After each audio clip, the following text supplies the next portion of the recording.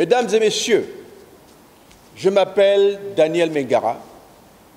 Je suis natif de Mimvoul, du village de Mekara et Sangwam. Je suis donc du clan des Sangwam à Mimvoul.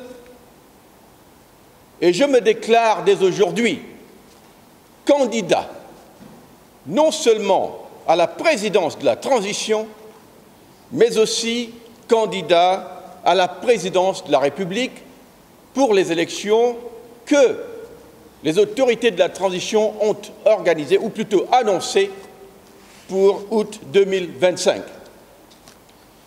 Je suis parti du Gabon en tant qu'étudiant dans les années 90, et ce que j'ai laissé semble n'avoir pas évolué. J'ai retrouvé le même vieux Gabon, les mêmes vieilles pistes d'éléphants en pleine ville qui n'ont pas changé. Et ce qui me frappe en plus, c'est que quand j'arrive dans ce pays, je suis accueilli par quelque chose qui me sidère encore pour un pays indépendant depuis pratiquement 60 ans. Je suis accueilli dans ce pays-là, au premier jour, au deuxième jour, par des coupures d'électricité. Je suis accueilli dans ce pays-là par des coupures d'eau. Et je me dis, qu'est-ce qui s'est passé? Qu'est-ce qui s'est passé qui est fait que ce Gabon-là n'ait pas évolué? Qu'au XXIe siècle, nous soyons encore dans un pays où il manque de l'eau et de l'électricité. Ce Gabon que j'ai laissé dans les années 90, il me fait mal. Il me traumatise, comme il traumatise la plupart d'entre vous. Voilà pourquoi, en 1998, j'ai créé le mouvement qu'on appelle « Bongo doit partir ». Le mouvement « Bongo doit partir » visait à simplifier le débat politique national. Entre 1990, au moment de la conférence nationale, et la seconde élection présidentielle, en 1998, il m'était apparu, d'abord en tant qu'universitaire, sur la base d'analyses simples, que le Gabon, après être passé par deux élections, l'élection présidentielle de 1993 et l'élection présidentielle de 1998, j'en ai conclu que le Gabon ne changerait plus jamais par les urnes. Et donc, le leitmotiv du mouvement Bongo doit partir est devenu celui-ci. Le Gabon ne changerait jamais par les urnes. Le Gabon ne changerait jamais par la grâce de la Vierge Marie. Le Gabon ne changerait pas par le miracle de Jésus-Christ. Si le Gabon doit changer, en réalité, nous avions conclu, ce serait forcément par des méthodes violentes. Et on a conclu à l'époque qu'il n'y en avait que trois méthodes violentes. L'une était une guerre civile en bonne et due forme, où des militaires se révolteraient, partiraient d'un coin du Gabon pour conquérir la capitale, conquérir le pouvoir par la guerre. Ça, c'était l'une des trois possibilités. L'autre était évidemment celle du coup d'État. Et la dernière, c'était celle que nous préférions, c'est-à-dire celle d'une insurrection populaire en bonne et due forme, comme cela se passe chez la plupart des peuples qui se libèrent.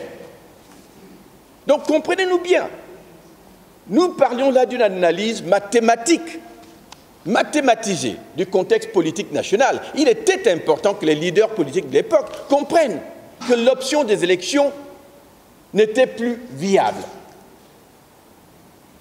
Aucunement viable. À l'époque, on nous a traités de fous. Il se peut que nous ayons été en avance sur notre temps. Mais ça, c'était l'idéologie du Bongo doit partir. Bongo doit partir voulait simplement dire que pour que les bongos partent, il fallait une des méthodes violentes. Il se trouve donc qu'au 30 août 2023, l'une des hypothèses est devenue réalité. Des soldats ont pris le pouvoir. Mais je vous dirai d'abord tout de suite que notre préférence n'a jamais été pour un coup d'État décidé par les soldats eux-mêmes indépendamment.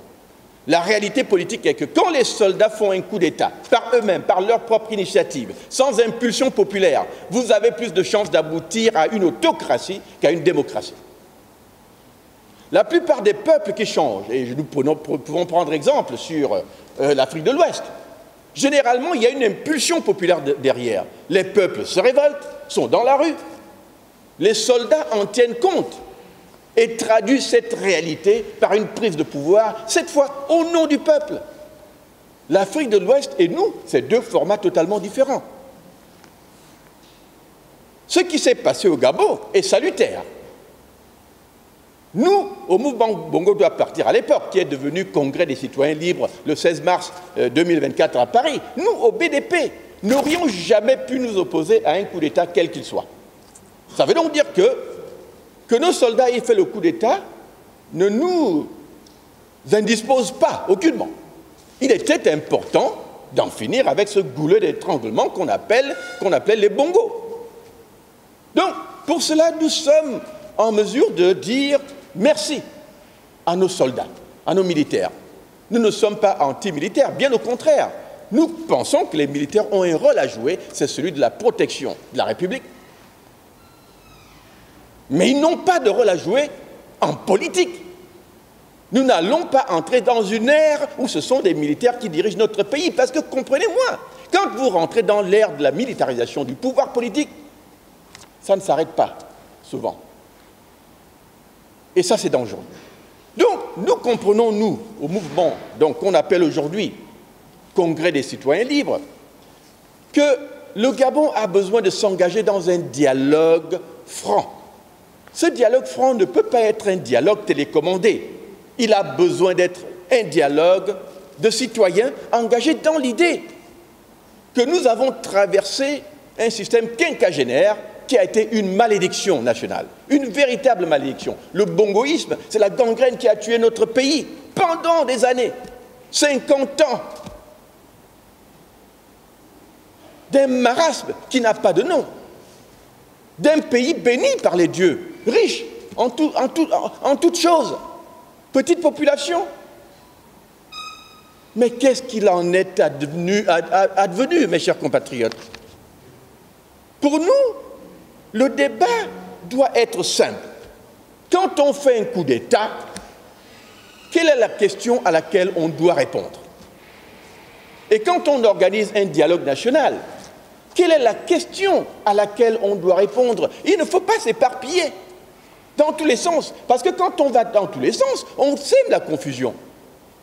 La raison est celle-ci. Pourquoi fait-on un coup d'État? Et pourquoi y a-t-il eu coup d'État le 30 août 2023 au Gabon?